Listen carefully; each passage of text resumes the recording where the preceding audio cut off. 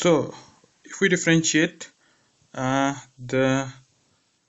same function u with respect to y, so we'll see we have two cases. First of all, derivative of x is 0, and then we have derivative with respect to y. Okay, I took this negative sign outside. Okay, and this is going to be like y and absolute y.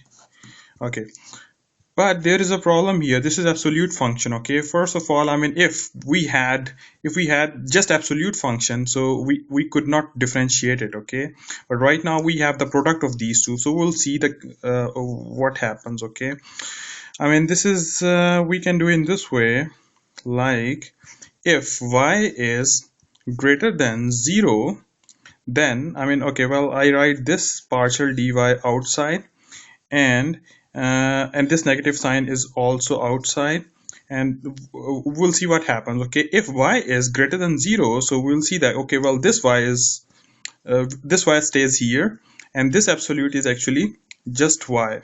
Okay, because the definition of y absolute is actually, this is y if y is greater than 0, and minus y if y is less than 0. Okay, now if y is less than 0, so of course we are going to have this y stays, but this y is actually negative y. Okay, and we'll see what happens. Okay, here this is minus, and this partial derivative with respect to y, and this is going to be like y square and minus y square, and this is y is greater than 0 and y is less than 0. Okay, cool. So what we are going to do, we differentiate it right now in there. So separately we differentiate, and we'll see, and this is going to be that. Okay, and this is minus, I'm sorry, I have to hold the camera, and this is going to be minus 2y, and this is going to be plus 2y plus 2y. Okay, when y is greater than 0 and y is less than 0, and you see that, okay, well, we don't have any problem when y is greater than 0, we don't have any problem when y is less than 0, and we have a problem at 0. Okay, when we have a problem at 0, so if we take the limit from the left hand side when y is greater than 0, so, and it approaches to 0, so this is going to be 0, and if we come from the right hand side, this is also 0. So actually derivative exists on whole y-axis. Okay, complete y-axis, like, I'm sorry, like this.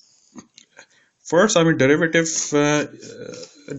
exists here, and derivative exists here. We had the problem here, and we'll see that, okay, we have seen that, okay, when y approaches to 0, so this goes to 0, and when y approaches to 0 from the negative side, so this also goes to 0.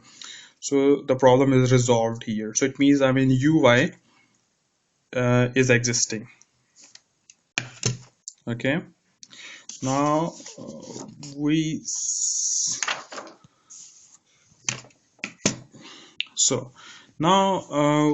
see with the v derivative with respect to, of v with respect to x, so that is actually partial x, and this is going to be v.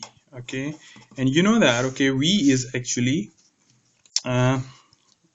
this is going to be x, and this is y plus y absolute, and this multiplied by x, and you said this is a constant, you can pull this out, and this is y plus y absolute, and this is going to be 1, so the derivative is actually existing, we don't have any problem.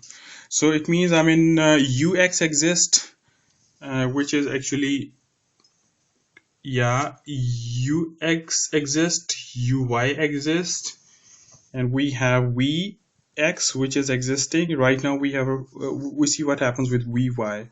Okay, vy. Okay, and that is actually the derivative with respect to y and of function v, which is actually x and y plus y absolute. Okay, now since x is constant, we can pull this out. Okay, well, that is not a problem, but there is a problem. The problem is that we cannot differentiate this function, this absolute function, at 0. Okay, because this function is not differentiable at 0. So we do the case distinction. What happens? We see, okay, and this is, we do the case distinction, and that is actually when y is greater than 0, so this is y plus y, and when y is less than 0, so this is y and this is minus y. So it means we have x and this is 2y. Y is greater than 0, sorry, and this is actually 0 when y is less than 0. Okay, if we differentiate it, I mean if we take the derivative inside, so you'll see that this is x and this is going to be like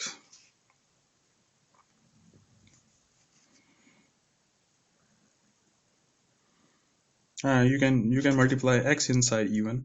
This is going to be like 2x when y is greater than 0 and 0 when y is less than 0. Okay, you see that, okay, when y is greater than 0, the function is defining. Okay, when y is less than 0, this is 0 function. But what happens when y is 0? When y is 0, so the limit doesn't exist. So it means when y is 0, where we are at, we are actually at, when y is 0, so we are on x-axis. So it means actually when y is 0, the limit doesn't exist. So derivative doesn't exist here at 0. So actually we are here. So here on real axis, the derivative doesn't exist. So actually what is happening, you see that actually